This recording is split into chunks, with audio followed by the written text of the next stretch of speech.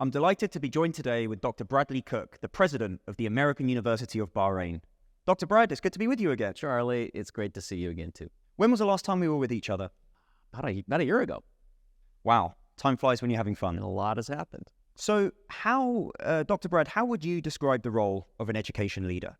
In my opinion, an education leader, I think, starts out with vision, right? So a leader, and this is not just education, but I think a leader generally needs to have a vision so that you can guide the organization, but specifically around education, staying on top of educational trends, especially in learning science and learning technologies. And so I think an educational leader has to be able to also build teams, especially around learner teams, faculty that are student-centric. And I think if you've got the right kinds of team, the right kinds of vision, and then it's about execution. You mentioned trends. What trends do you see happening now? What interesting trends are coming into place? Yeah, this is a really interesting time for education. Technologies, AI, VR, these kinds of things are going to really transform education. And unless higher education is willing to adapt to those kinds of technologies and innovations, it'll be left behind. And so some of the things that we're doing at AUBH are things such as flipped classrooms. A flipped classroom is where you're actually, instead of having sort of a lecture-based format where someone comes in and just lectures to you for 50 minutes, the lecture is actually done sort of on video. And so that's homework. And then when you get in the classroom, faculty then are engaging the students individually. So we're also using kind of AI and VR. Virtual reality is an immersive technology, and I think with specific kinds of majors like multimedia, these technologies are going to make much more profound impact on students as they go into the workforce. What, in your opinion, is the key to providing enriching learning experiences to students? No, I think a single answer is engagement. Students need to be engaged. And that can happen in lots of different ways. But this is where it comes in, where good faculty really know how to engage students.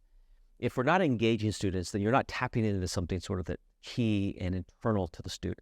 So finding ways in which you can engage students with the material in an active learning kind of environment, project-based learning, group activities, other kinds of pedagogical sort of high-impact practices, all surround the engagement of each student. Otherwise, I think students can disengage and lose interest and ultimately not succeed. I agree. And especially today with the amount of distractions with technology that we have. Yeah, it's so true.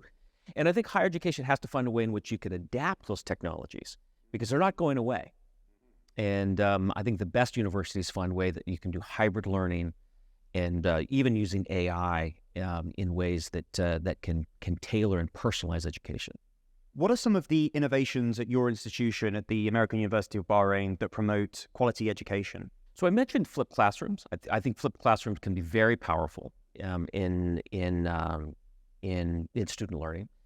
We also have digital textbooks. One thing that we really pay attention to is the cost of education for families and for students. And to the extent that we can reduce costs by having online textbooks is a terrific innovation. We've also kind of included a lot more project-based learning into our classes. Internships, for example, which aren't innovative, but it is one of those things that I think really important as a requirement. So what we do is we require internships. We covered a little bit of this earlier about technology, but technology and artificial intelligence are really changing the world, for better or for worse, I don't know.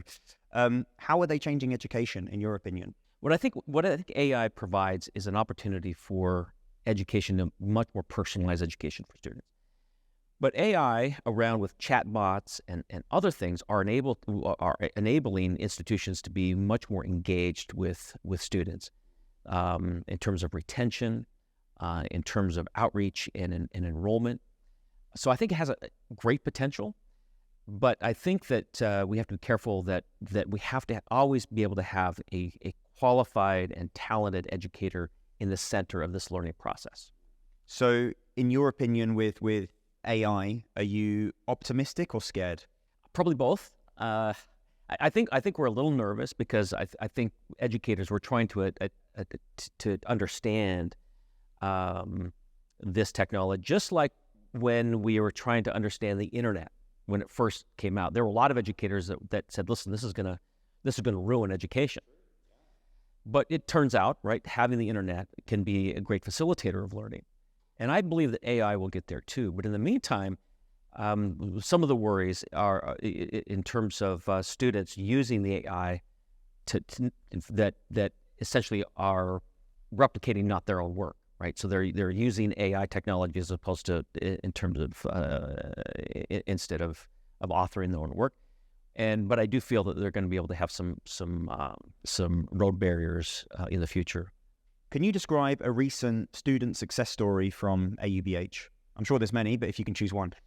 Yeah, there are lots of them. Maybe the one that comes to mind immediately is a student by the name of Adnan Hashim. And Adnan is a really bright student and was a candidate for the Crown Prince's Scholarship. But he didn't get it. So he organized his life, was able to go to the United States and study, but because of the finances, he essentially had to come back to Bahrain. He came to AUBH. And we worked with him to get him a WAC funding through the WAC fund. And that young man has done amazing things. He's a computer scientist.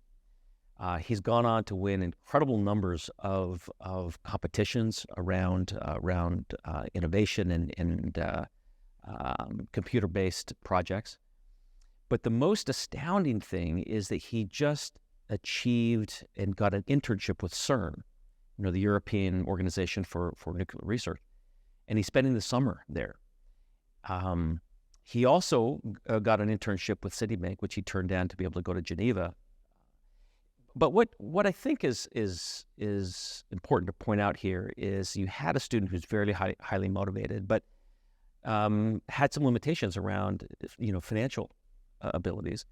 And AUBH was able to work with him and to find ways in which he can just thrive. And so you keep your eye on Adnan Hashim, because this guy's going to be a high flyer. Yeah. What was the best thing that happened to you when you were a student? A particular memory, perhaps? I think two things, if I could mention two things. One is I wasn't sure what I wanted to do.